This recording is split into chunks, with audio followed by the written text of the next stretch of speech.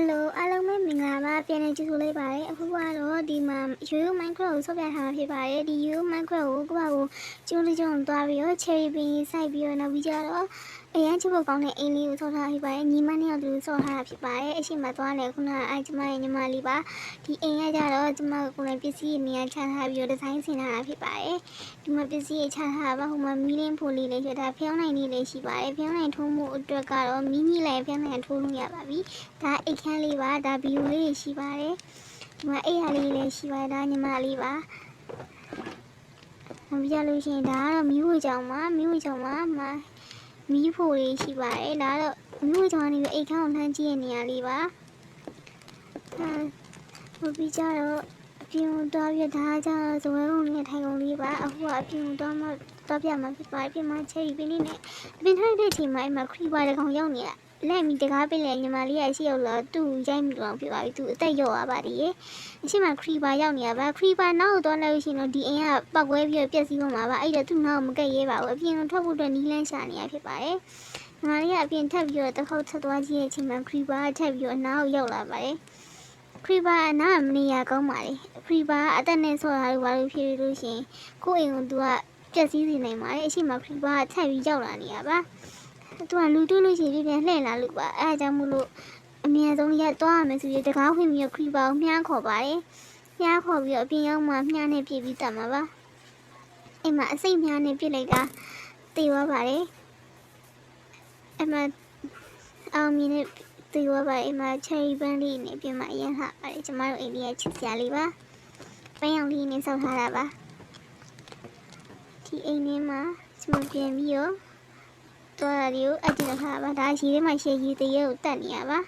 ရေတရေလက်တွေကခီးကိုလိုချင်လို့တောက်လိုက်တာပါအမှရေတရေလက်တွေကခီးကိုရပါပါတယ်နောက်အခီးလေးကအလှထားလို့ရပါတယ်အိမ်မှာပေါင်လေးထည့်ပြီးတော့အလှချိတ်ထားလို့ရပါတယ်ပကြီးကားလုပ်ပြီးတော့ဒါရေထဲမှာရတဲ့ပစ္စည်းတွေပါဒီမှာကျတော့အကောင်လေးပါခီးသွားအကောင်လေးတွေခီးသွားတဲ့ရွာသားတွေကဒီကောင်လေးတွေစီးပါတယ်ဒီကောင်လေးတွေစီးမှဆိုလို့ရှိရင်မြင်းစီးရဲ့ဂုံထီးလိုပဲလိုပါတယ်သူ့မှာတက်ပြီးသွားဖြစ်ပါတယ်မြင်းစီးရဲ့ဂုံထီးမပါတဲ့အတွက်စီးလို့မရပါဘူးညီမလေးကစီးကြည့်နေရပါဒါပေမဲ့ကိုသွားရင်နေရာကိုသွားခိုင်းလို့မရပါဘူးဒါကရေထဲမှာငါးတက်နေရဖြစ်ပါတယ်ငါးကိုပြရမှာပါငါတစ်ချက်လေးနဲ့တည်သွားပါတယ်အိမ်မှာငါယူပြီးတော့ဟင်းချက်စားလို့ရပါပြီညကြလို့ရှိရင်ဒီမှာကြောင့်ညကြရင်စားဖို့တော့ဝက်ကိုတက်လိုက်တာပါဝက်ကိုတက်နေရဖြစ်ပါတယ်တဖြည်းနဲ့ညမိုးချုပ်တော့မှဖြစ်ပါတယ်ဟိုမှာနွားတကောင်တွေ့ပါတယ်အိမ်မှာနွားတွေ့ရဲ့အတွက်နွားနှုတ်တောက်ချင်လို့ဆိုပြီးတော့အိမ်ကိုပြန်ပြီးတော့ပုံးယူပါတယ်နောက်ပြီးတော့နွားမကိုထိုက်ပြီးလိုက်ရှာပါတယ်နွားမဘယ်ဝါလဲမသိပါဘူးလိုက်ရှာပါတယ်ကျွန်းလုံးမှာကျမတို့ညီမနှစ်ယောက်တူနေကြပါတိတ်ဆန်လေးလေးရှိပါတယ်ဒီမှာနွားမကိုတွေ့ပါပြီသွားပြီးတော့နွားတို့ယူပြမှာဖြစ်ပါတယ်နွားမအင်းနာရောက်တော့မလို့ခနွားမရောက်အချိန်တိုင်းပြီးသွားပါသေးတယ်သူ့နောက်ကသွားလို့ရှိရင်ဒီမှာ mix ဆိုပြီးပေါ်လာပါမယ်အဲ့အောင်နှိမ့်လို့ရှိရင်မနှုတ်ရရပါပြီအဲ့နှုတ်ကိုတောက်လို့ရပါတယ်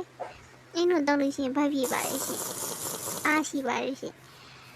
ကူကြီးလည်းလို့ရပါတယ်အဲ့နှုတ်ကဒီမှာမိုးတွေဒီမှာထောက်သွားဒီမှာဇွန်ဘီတကောင်အနောက်ကလိုက်လိုက်အိမ်ထဲအမြဲဆောင်လဲရပါအဲ့မှာဇွန်ဘီကတကောင်မှလိုက်ရဲနေလို့အစိများနဲ့ပြစ်တောင်မှတော်တော်လေးပြစ်လိုက်ရပါအဲ့၄-၅ချက်လောက်ပြစ်လိုက်မှဇွန်ဘီကတေသွားတာဖြစ်ပါတယ်အဲ့တော့ vice အိမ်ထဲကိုပြန်ဝင်ပြီးတော့ vice စားတယ်ဆိုပြီးတော့နွားတို့တောက်ပြီးတော့အိမ်ထဲမှာမြို့ကြောင်ထဲမှာဝင်ပြီးတော့အစားလုပ်ပါတယ်ညီမလေးကသူ့အမကျသားတွေမြို့ထဲမှာထည့်ထားတဲ့သစားဆိုလို့ပြောလို့ကျသားကိုသွားစားဖြစ်ပါတယ်ဒါကတော့ပုံလေးတွေပြန်ထားနေရပါအဲနွားတို့ယူလို့ရတယ်နောက်ပြလို့ရှိရင်ရေခတ်လို့ရပါတယ်အဲ့ပုံလေးတွေကသူကစားပြနေဖြစ်ပါတယ်လာပြီးတော့အိမ်မှာပုံလေးကို